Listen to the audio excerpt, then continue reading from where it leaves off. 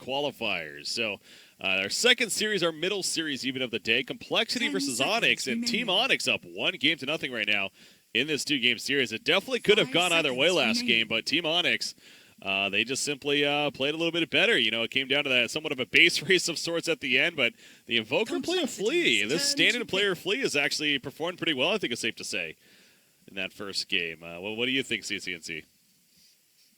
Yeah, I think Francis played very well. It's gone by several names in the past. Was playing on Dua before this team.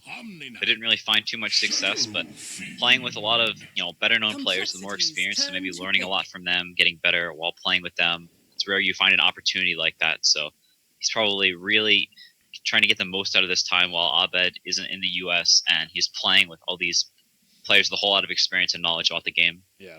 And he's going to possibly be playing a Shadow Fiend this time around as they second pick Shadow Fiend. Omni Knight Shadow, that's such an odd start, I feel like. Not a typical one. What were they thinking with this? Reserve time. Shadow Fiend, I think, very good versus Ember Spirit in lane. Also, just generally good versus in the game. There's a hero that you can play around.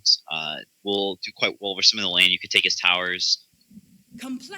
Shutting an Ember Spirit down early is something that's typically very hard to do because he can always just farm the lane with his Flame Guard and then just push out the wave, and you can never really break it. But Shadow Fiend is a hero that actually can break it, as he does have 3 nukes. So able to bring down the shield as he builds up more and more damage. Going to right-click the Ember Spirit down. Will have a very hard time in the lane, as well as picking the Omni Knight. So giving a hero that they're able to just 5-man around, heal up the Shadow Fiend, play around him. And, obviously Omni Knight as well, very good versus the Ember Spirit. So obviously a pre-planned response that they had to this Ember Spirit. So expecting them to pick it and having this Omni Knight Shadow Fiend. So a 5-man centric lineup, a lineup that's very hard for the Ember Spirit to fight into. Yeah. Dubu typically plays their Omni Knight, so maybe you can look for a hero that with a good stun versus the Ember Spirit for their offlaner, maybe a Legion Commander or something like that. So they actually have a means of catching this Ember Spirit and then have sort of this invincible 5-man draft you can walk down towers and Complexity isn't able to fight into. Yeah. Complexity goes the Ember as mentioned, but then they also go a Warlock. Now, Warlock kind of another one of these Complexity favorite heroes, I feel like, that maybe isn't as popular on other teams as of late. I mean, Warlock has definitely died off, and Leshrac, of course, being banned by Onyx. Another one of those examples, but the Warlock second pick. Like it here? Yeah, I think the Warlock is good. Onyx going for this sort of a draft where they want to have this invincible 5-man where they walk down towers. And Complexity realizing that, saying, hey, we want to be able to fight you with these towers. Complexity, never a team to turn down a fight or pick a draft that really doesn't ever want to fight. So picking this Warlock and being ready to fight them with these towers. Hopefully getting a quick 6 on the Warlock so they can take these team fights. Also pairs up extremely well with Ember's Veil. All of that magic damage combined with the Fatal Bonds just can massacre an entire team if you get the triple remnant on multiple heroes. I saw this the last game as well, but I'm curious what you think about this idea that Complexity is banning Meepo. Now, Abed is arguably known as one of the best, if not the best, Meepo player. Obviously, again, not here. Flea's stepping in for him.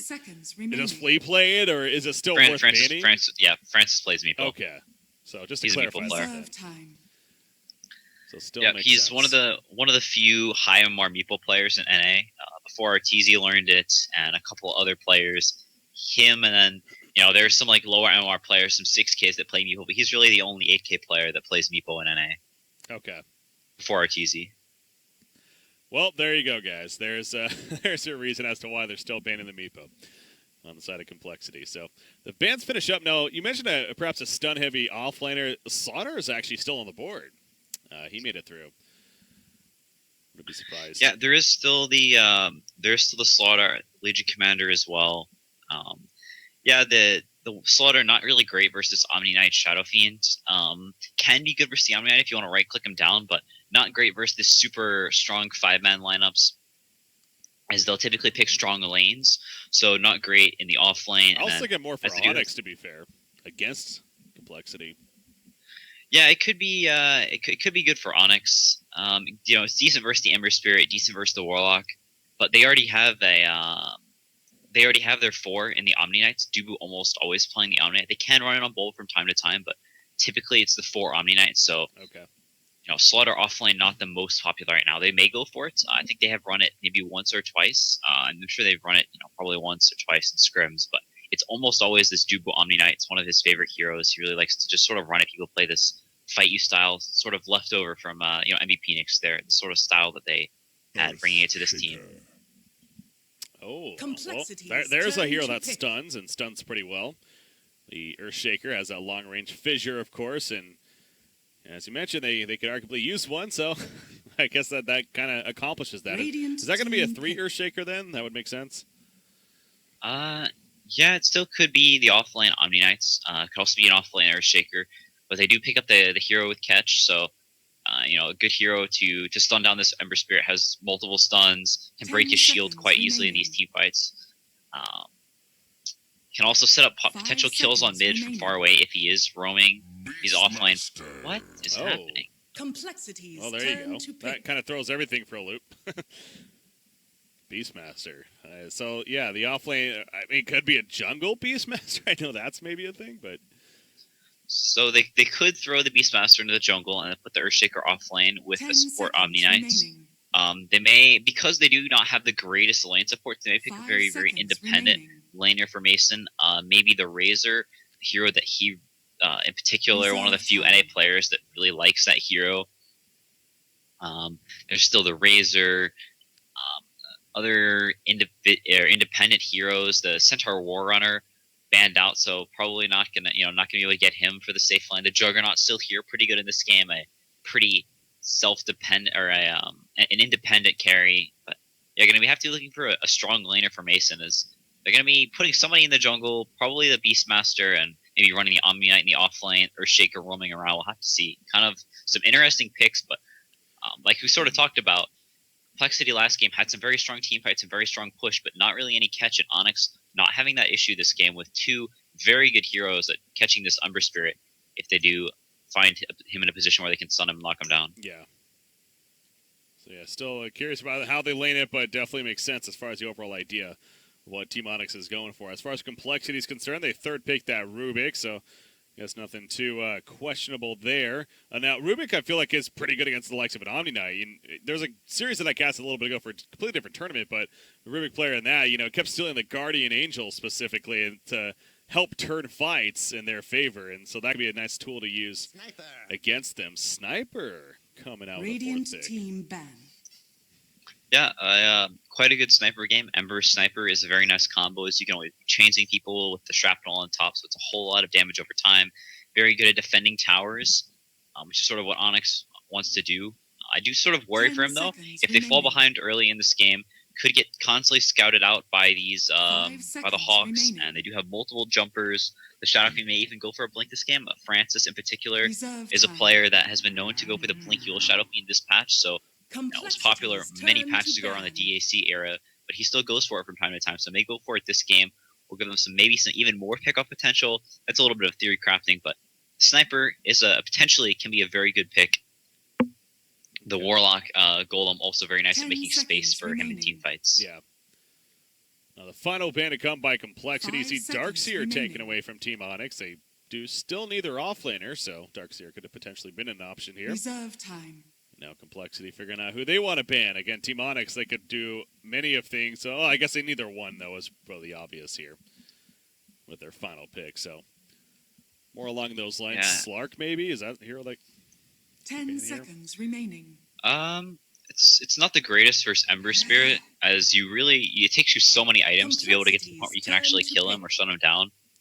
Can always be remnant away, so you need like an Abyssal Blade and you need enough damage to right-click him down. By the time you have that, he's got Radiance or he's got items to keep him alive. Complexity actually going for the Abaddon, so pulling a page out of Freedom's book.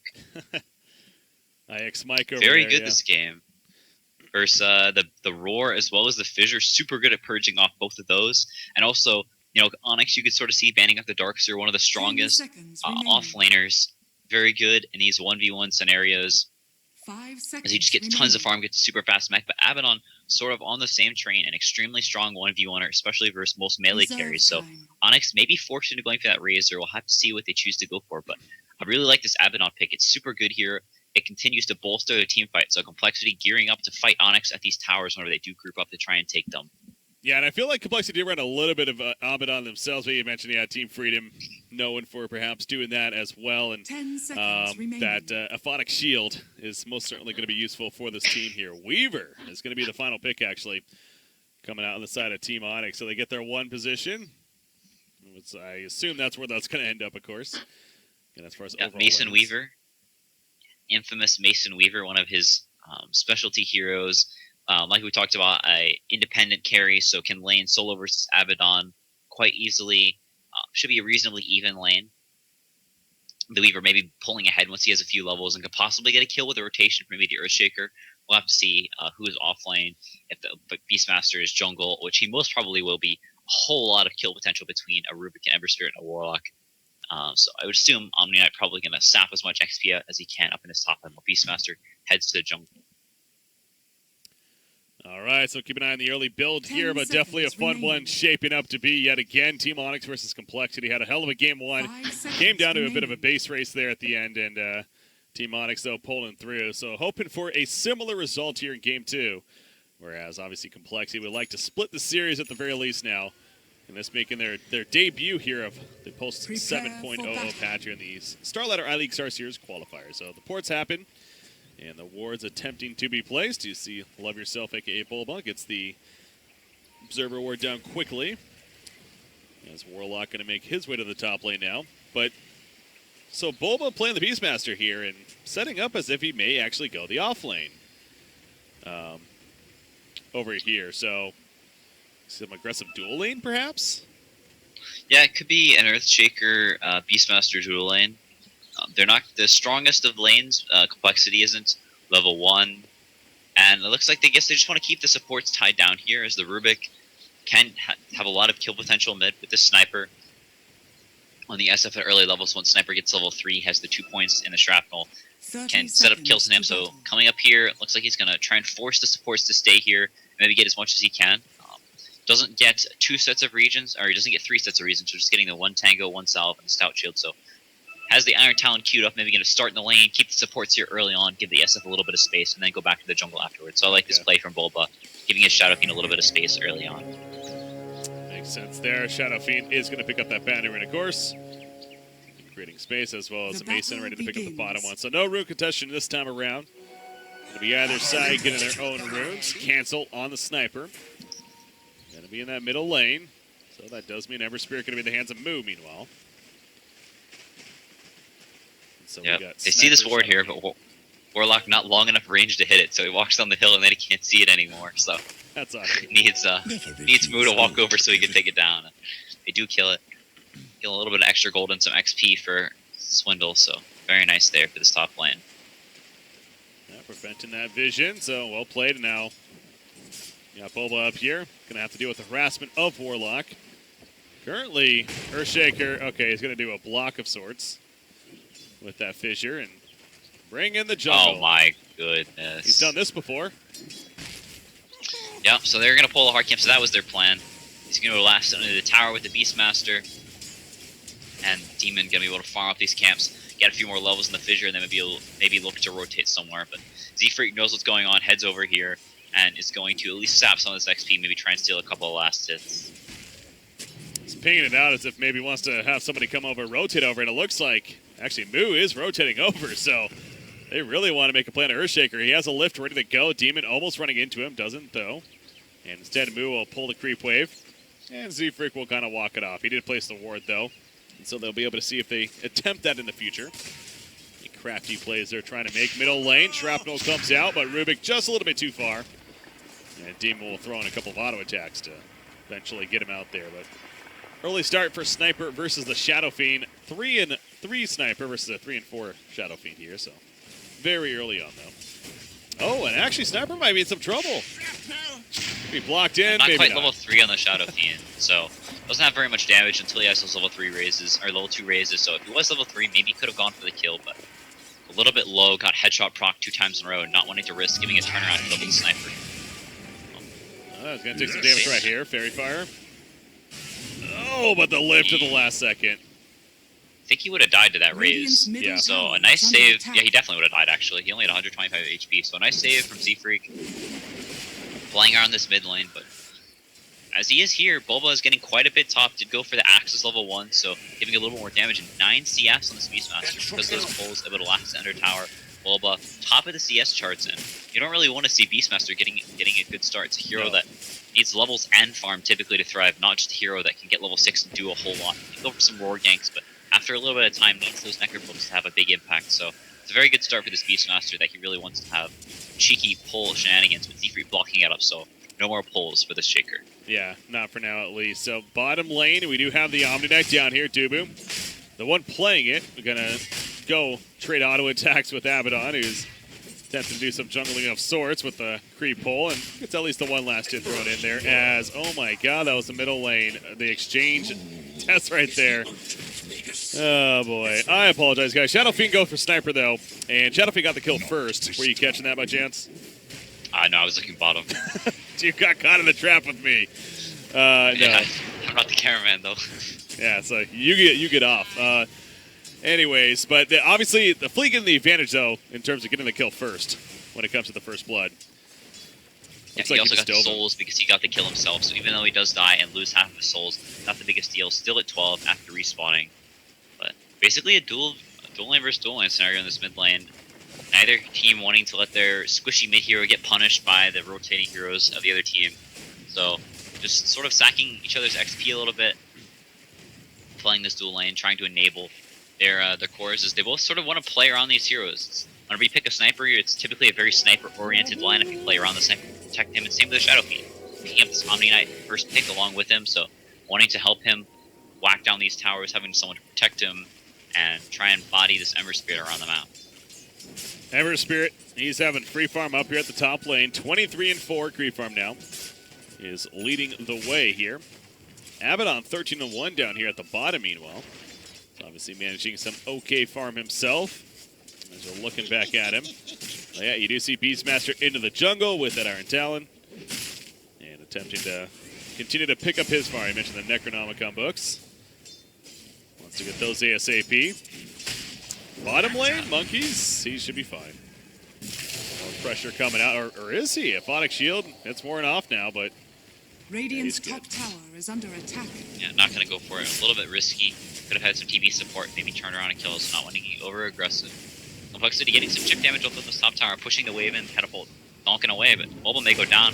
Yeah, they're going to throw Bulba right back into them. No chance for him to escape. Demon already throwing out his fissure, so that will be a kill. Melon Radiant's top securing it tower there is under attack. on that Warlock. So well Radiant played in the structures tower. are fortified. Let's continue to take more damage. They're going to pop the fortification, in fact, as bottom lane Monkeys, he's attempting to do the same thing down here in terms of defending. Dire's structures But are fortified. both of these first-tier towers could be Dire's bottom dropping in the tower near is under future. attack. The way the play's going on, but this Radiant's top top lane, we're tower not is done under just attack. yet. As yeah, he's going to throw out another fissure right here on the wrong side, though. And Warlock will just simply walk it off. Yeah, so committing 3 heroes up here to try and defend this, or 2 heroes up here to try and defend this tower as long as possible. While with TPing immediately back up and only losing about half Radiant's HP, a top little bit more than tower that, is so under pretty good attack. for Complexity.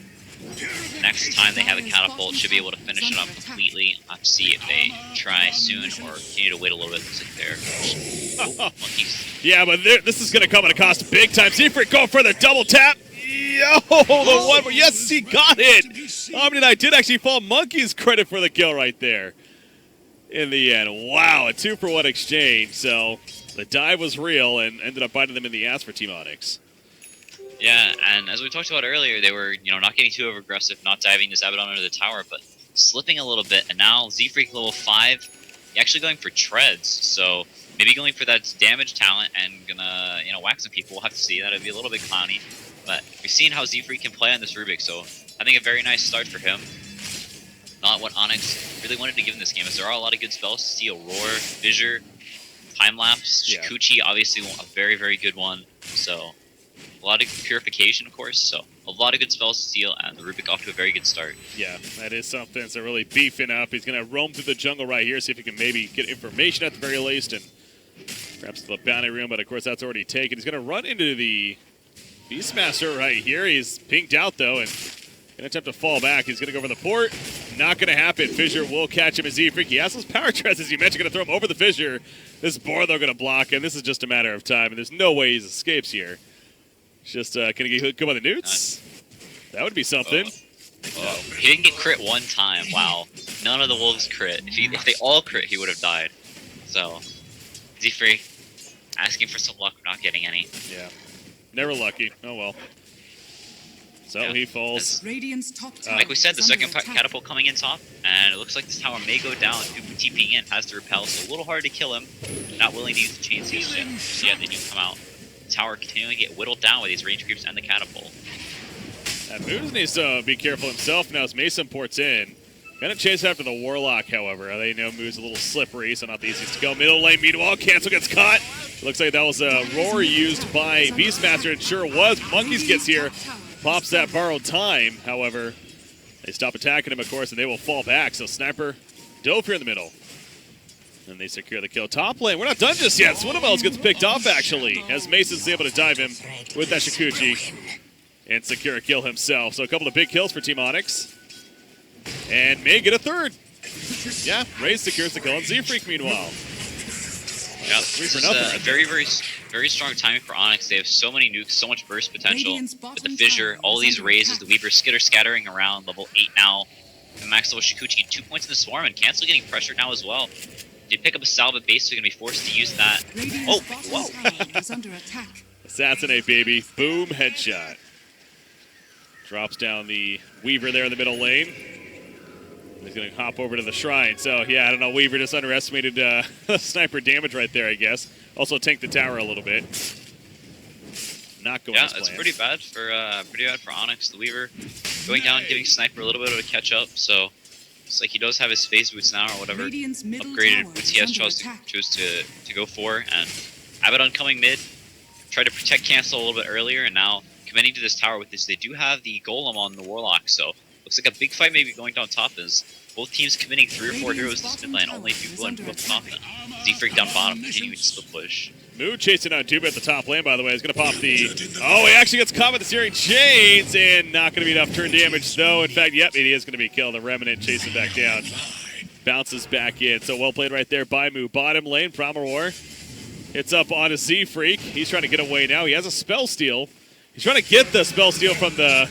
I was pretty sure he's trying to do it from the Beastmaster. He did a good job of dodging right there.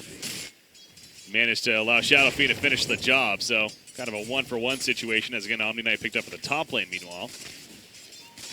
Sniper though. They got a nice kill there. Not letting this Rubik sit there and just freely farm down in this bottom lane, get free XP, pushed up very far, and they do get the kill. Not the biggest deal in the world, which do force Mineski over, so not farming this mid lane, not farming up jungle camps, but they do get the nice kill on the Rubik, and Abaddon comes down to his bottom lane to fill his place, but Abaddon a little bit behind as well, so Rubik a little more farm than usual, but Abaddon a little more poor than usual. Only has the phase boots and the Bassi right now, so he's going to be going for the Vlads, not the typical mech that IX Mike goes for. A lot of Abaddon plays happen nowadays going for. So, changing up a little bit, going for the classic Logan Buff style. I'll have to see how it pays off. Yeah.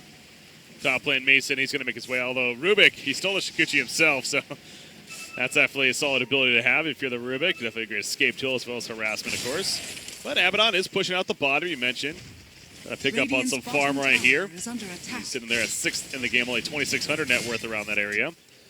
He's going to have a port coming in, though, so we'll need to think about being a little careful here. Has borrowed time, if need be, but won't be necessary here. Cancel, meanwhile, he's got the Ring of Aquila going to be coming, sitting with a second Wraithband as well. They're going to smoke up him, Warlock, and the Rubik. And they're going to head towards the bottom lane, actually. So try to get a kill out of this as well as maybe the tower push. They do have that Warlock Golem, as you were talking about. Still to use. Mason actually going for the no boots build. I like it a lot this game, as it allows you to have enough slots for TP as well as going for the bottle, wand, and Aquila. So gives you more slots to work with. Lets him go for this Dragonlance very, very quickly, and lets him play very aggressive around the map as he did early on. Did feed a couple of kills, getting a little over aggressive, but can work out very well. As lets you stay very sustainable with the Aquila mana regen, the wand, as well as the bottle. So I like this no boots build coming up from Mason. That's a free tower kill. So well played by Complexity. Managing to drop her right there. You see some bounty root control. A middle tower. It's going to be counter pushed by Team Onyx. Figuring might as well make the best of the situation. Shadow Fiend finishing his own Dragonlance meanwhile. Dubu's doing a good job of cutting the creep wave. Get that much harder to protect said mid tower if they want to, which it definitely seems like they do. Fortification comes out. Top lane, what's going on up here? Beastmaster and Ember Spirit kind of saying hello.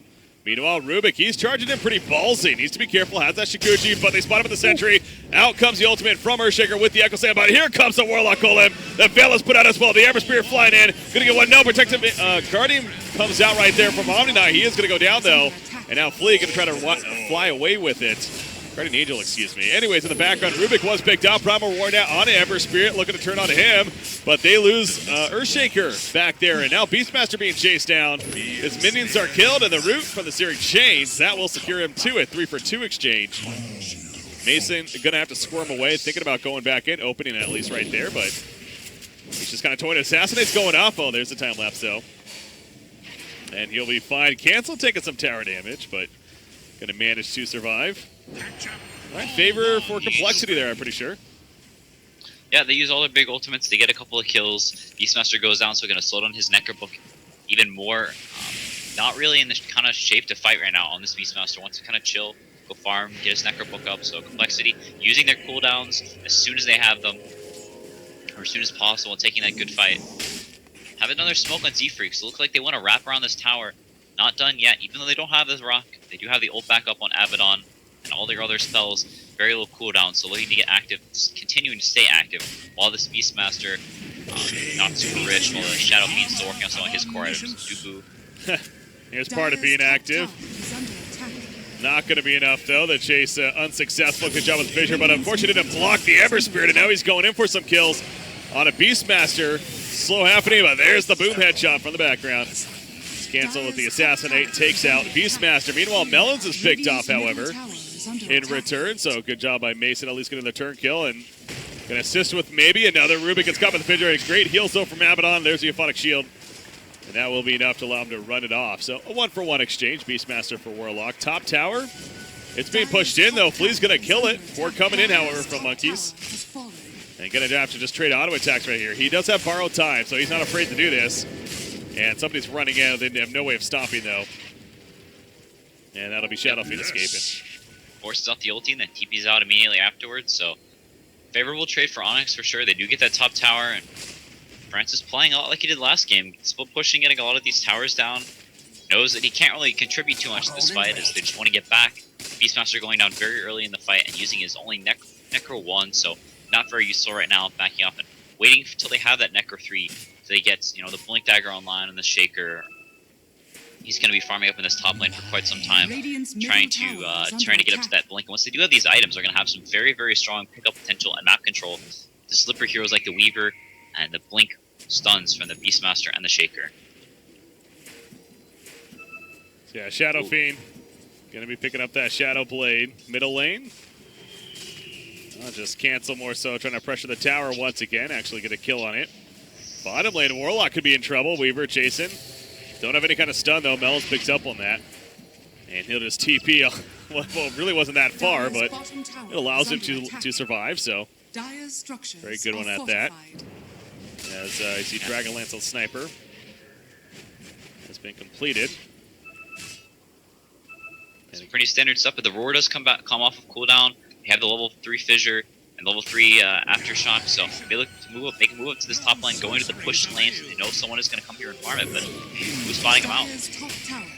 Yeah, Ember jumped in initially, quickly fell back with the Remnants, though. Rubik, though, caught by the Roar. A couple of combos right there from the stuns, and no chance for him to escape. Cancel. He's the next target, it looks like. Out comes the Warlock Golem. We do have the Guardian Angel. It is going to be used. The Echo Slam comes out as well.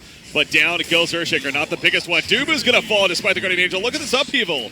Level 4 upheaval from Melons. Look at how slow they are. Both the Beastmaster and the Shadow Fiend. They're trying to run this whole time. And now the Shrapnel can the Shadow Fiend flee go up for the Requiem of Souls. Will not get it off in time. He goes down before.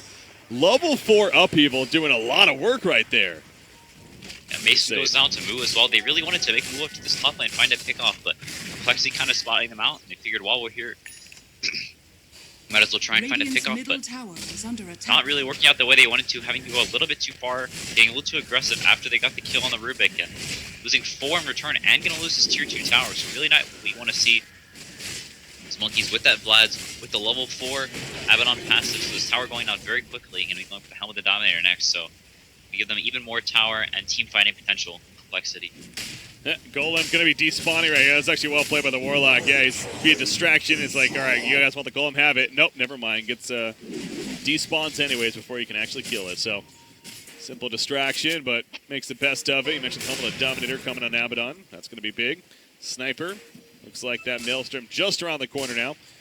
But yeah, how about that Warlock level 4 up? I feel like that's not the typical style of Warlock build. Not that we see this hero lately a lot, but is this kind of unique, or is this maybe a new thing, or what do you think about it?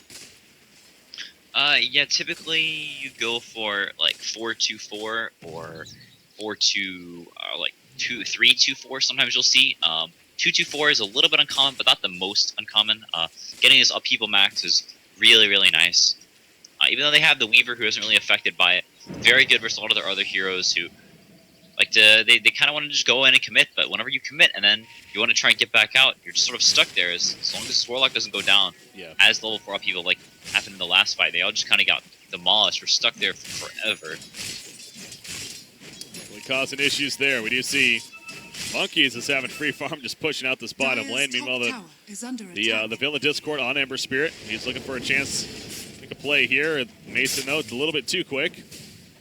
Reacts perfectly, and no chance to go for him. He's going to take a turn stun, but he just remnants out. And there's no chance for Onyx. They're going to go to the Roshan pit, though. At least they're pinging it. Yeah, they are running in here, so gonna go for an Aegis. Demon on that Earthshaker, by the way, to check the Blink Dagger progress. He has about 850 gold, so a little bit of ways, but most certainly going for it.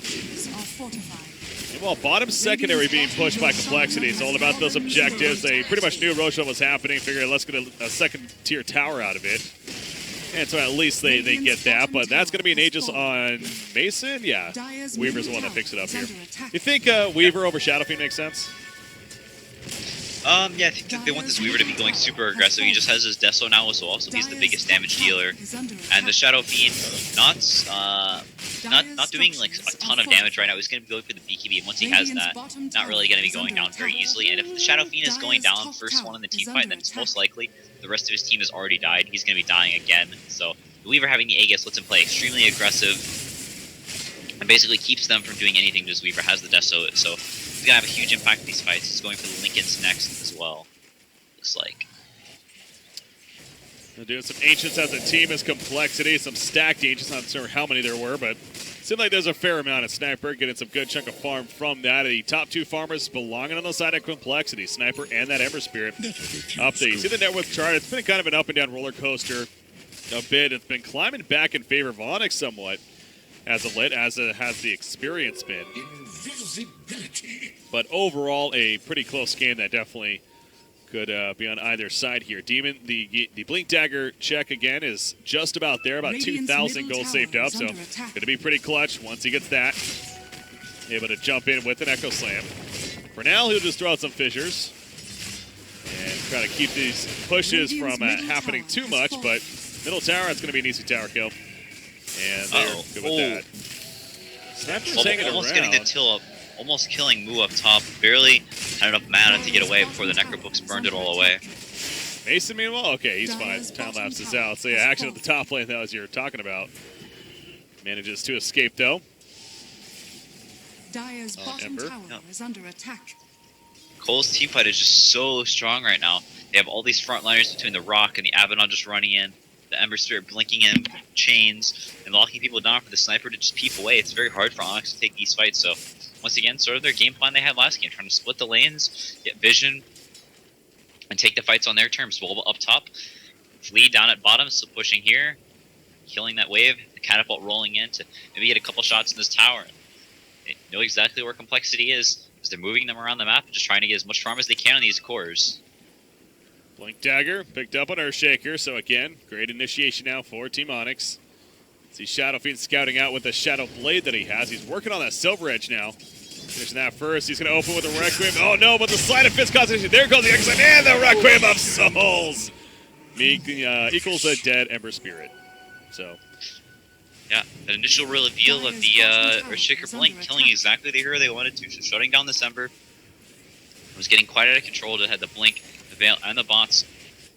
Those go down, so very, very nice from them, having the Requiem just on top, and now they get this tier 2 2 as well. Probably going to get this mid tier 2 as well. Don't think they're going to fight this top one, but if they do let this top one go, then they're going to have access to the shrine. So Mason TP, yep, they don't want to let these shrines go, so are going to try to take the fight here as there is no Ember Spirit.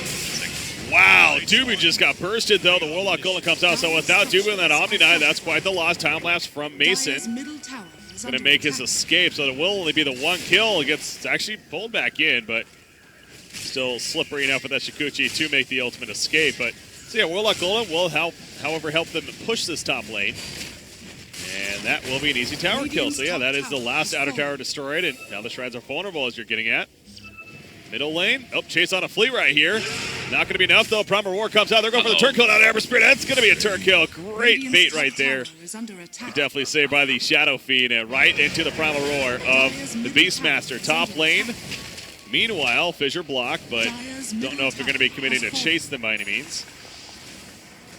Compelexity going to fall back as a team, but they lose Ember Spirit again, so his farm has actually dove quite a bit. I mean, he's now 4th place in the game overall, but when he was first here recently. Yeah, at the very least, they did take the tier 2 tower. Not going to be wailing on these shrines. So this top one should go down. It looks like Onyx do want to contest, but it's going to take them a while to get there. May try and smoke up and hurry over as they know there is no golem. Flea leading the charge, but it does fall. And this Ice Ogre creep, Monkeys' Dominate, has been having such an impact. The +8 armor on every single one of their heroes really limits the effectiveness the Deso this Weaver has. Was countering out the minus armor from the Deso completely. So, and then one plus 1 to spare. So, really nice pickup from this Ogre, as well as Z-Freak getting the Purge creep. So he has a Dominator of his own, picking up the Purge creep. So it's going to give them some extra slow potential and can purge off the Guardian Angel. So getting these 2 Dominators, 2 creeps that are very, very useful. So a lot of times we say that it's kind of redundant to get multiple creeps. The auras don't stack, but getting 2 creeps, 2 different, very useful purposes. Well, the mission's clear for Team Onyx. It's destroy Ember Spirit, and now they've done it 3 times in the last about 3 minutes or so. As they get yet another catch on ahead. They smoke on in. The Shadow Blade, you see the Echo Slam. That Blink Dagger from Earth Shaker, excuse me, has been fantastic, and it's resulted in at least a couple of those kills. Cancel, he's going to be fine.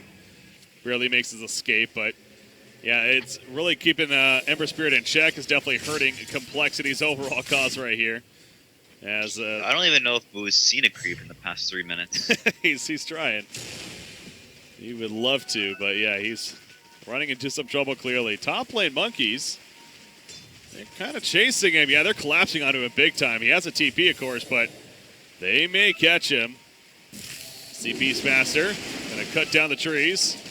And now Mason, he's going to run him down as well. He's going to need to try a TP here, but that's not going to happen. He pops the Phonic Shield. He does have borrowed time, so he can just delay this as long as possible. He does have support coming in. Moves, in fact, is going to get your Guardian Angel comes out. Omni Knight, though, he's going to block in here. Primal Roar from the background, but Dubu's ticking down, and Moo's going to finish the job with another Slide of Fist. But now Moo's the one that needs to be careful. Yeah, he's revving it out, but Monkeys, he has the big support coming in now. The lift on the Shadow Fiend. There we go with the initiation from the Warlock Golem, and Shadow Fiend is going to fall. Moo ends up surviving throughout it all, as does Monkeys, and now Mason on the run on this Weaver.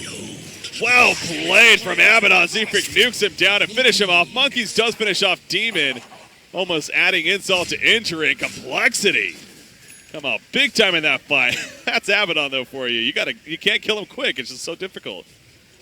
Yeah, the Vlads, the Ice Ogre creep, Hummel the Dominator, HP regen just took them so long. He doesn't even end up going down and gives them enough time for the Ember to get in. They had to use the Guardian Angel very early on in the fight, and now threatening the racks with the Golem, marching towards the buildings. Everyone up on the hill in the Soul 4 Abaddon passive. They're all doing so much damage to these buildings. Jumping quickly, Fleet going to be rooted in place, but he has that repel, obviously, so going to be more than fine, but this is going to be a tower kill for Complexity as they're sieging into the base now. Root on a Beastmaster. Let's go, will be fine. You mentioned that on that Aura, the Christopher Furnace, doing a lot of work right here. Shadow Fiend, he's looking for an initiation. He has that Requiem of Souls still good to go. Not the max souls, but could still be plenty of damage, but they will get the racks destroyed, and Complexity falls back as a team. Oh, Tufu almost falling to the Assassinate. Manages to have just enough life, though, so they'll ward up, and now Complexity going to fall back and regroup here. So despite Ember Spirit dying 3 times in a row, it's overall still working out pretty well for Complexity here. Yeah, a very costly mistake from Onyx, just a little bit overestimating their damage and losing 3 and then losing their melee racks now as well. Flea going for the Silver Edge first, now finishing up the BKB, so it's considerably tankier in these fights, but the rest of his team doesn't really have that luxury. They all die so quickly to the Fatal Bonds and all this Ember damage. This combination working out extremely well, and countering out Onyx, what they wanted to do very, very well. They wanted to get ahead, they wanted to walk down these towers, get some map control, pick them off, and eventually break high ground that way, but Compelexity not having any of that and just picking this incredible team fighting duo in their first 2 picks and working out really well so far. Just extremely hard for Onyx to ever team fight them, sort of like what happened last game, but Compelexity this game actually have some heroes, some catch potential. The Ember Spirit having the Blink Dagger, this Warlock with a very long range rock that can stun people off and force them to run away. Repel is stolen by Rubik currently. They're going to smoke up right here. This was not seen, and they're going to go right down the middle of Brandon. Now, Rosha was killed, as we see there, by Team Onyx, so maybe catching Compelexity a little bit off guard. They're going to head over to the area, but going to get there a little bit too late, at least for stopping any kind of Roshan retreat. And, yeah, not going to be able to catch anyone just yet. So instead, they want to wrap around top, it looks like. And that could be a good decision here. Satyr scouting things out initially, and you got the Hawk. Not going to see them, though. They're going to find a jump on Shadow. Feedable Hero's the biggest one. He pops the Shadow Blade. Do they have any kind of detection? He pops the BKB, but the Bash immediately. In comes the Guardian Angel, and now Flea. He's just trying to flee right here. Monkey's going to take the brunt of the Requiem, but not really doing a whole lot. The Sora still being somewhat effective, but the Searing Chase now. Root comes out. Down goes Zombie Knight, and now Flea. He's all alone. Protector Charm ain't going to save him here. Too much physical damage. That's a 2-for-0 in favor of Compelexity. Beautiful use of that smoke gank there. Yeah, and Mu immediately TPing mid, trying to push out these lanes. Knowing where Bulba is, getting the jump on him instead of the other way around as the Necro books were on cooldowns, so Bulba not able to threaten a kill there. As Mu does have the Lincolns now, so very difficult to get the kill. He has to pop the Necro, hit him with the Archer mana burn target thing, and then roar him. That takes a long time. Has plenty of time to get his lights off, and then Remnant out as he is pushing this top lane. Has the bots up in 15 seconds. They keep Remnant back, and as he does, they're going to walk down mid and try and take these racks. They do have the Golem. Melon's having a casual buckler, and maybe the mech coming in. Yeah, looks like it is. So this is Complexity's go time. They want to end the game right here. Shadow Fiend, no buyback. They did buyback in that last fight to try and defend top racks. Yeah, Rubik with the Purification. I'm sure he would have liked to have that Guardian Angel, but Purification having a nice little heal for the team. Ain't too shabby either. And going to assist with pushing into the base now. So Abaddon, of course, continuing to lead the way. It's round 2 at the base here for Team Onyx. They lost round 1 at the top lane. Going to go for the middle now. And it's so difficult because Monkeys, he doesn't have an Aegis, of course, but he almost kind of does because of the borrowed time. You got to be careful. He almost has a second life right there. So they just easily drop the tower. Really no defense being put out. And Monkeys taking some good damage right here. Will pop the borrowed time. And he'll have to be a little more careful now as the Ember Spirit also in the background using that Remnant to his advantage. So siege of the racks, they get it to about half life here. Will they continue is the question. Yeah, it was a very nice jump in from Mu there. They may have gone and tried to chase down Monkeys, but jumping in, sliding 2, and sort of buying a little bit of time, allowing him to walk out as they were kind of distracted. They needed to do it, but we're not continuing to do that, just sort of force them around, kind of distracting, as he does have plenty of remnants to work with and isn't the ownered up, so if they do hit him, we'll take a little bit of damage back, just waiting for Monkey's ultimate to come back up, as he does have the blink now in Abaddon, so they taking damage while you're in borrowed time doesn't cancel your blink, so you can absolutely always blink out. It's going to make it basically impossible to kill him as he walks up this high ground and gives vision for the sniper to peek away, so a nice pickup that's going to help them try and siege this high ground. Yeah, they're really just kind of playing the weighted out game. Obviously, they have the top lane naturally pushing in for them. Already having the racks destroyed up there, so got that to their advantage. And here we go, as you're just talking about. Monkeys goes in for all time, ready to go. Gonna have to pop it soon. They locked out Weaver, but he gets the time lapse off. So Echo Slam in the background? No, he didn't actually Echo Slam. Demon jumped in, but didn't really catch anyone. He's gonna die though, as Cancel is doing too much damage from a distance. And so that's what Sniper is really good at, of course. Saying the obvious right here. Dubu, he's trying to heal up, but out comes the Warlock Golem, and there's the follow-up. The Guardian Angel goes up, but it's not going to really matter, at least for him. He goes down. Beastmaster being locked down as well. Meanwhile, over here, Shadow Fiend, he's in trouble trying to deal with this Abaddon. Ain't going to have enough damage. No buybacks to be had. And Compelexity trying to even the series at 1 apiece to finish it here. And Team Onyx, yeah, they just don't have the firepower, it feels like. Mason, he too is going to go down. Aegis, yeah, they have the Aegis that whole time, that's right. So it's going to be used. They've only killed Rubik out of all this. Buyback on Earthshaker. He still has his Echo Slam, actually.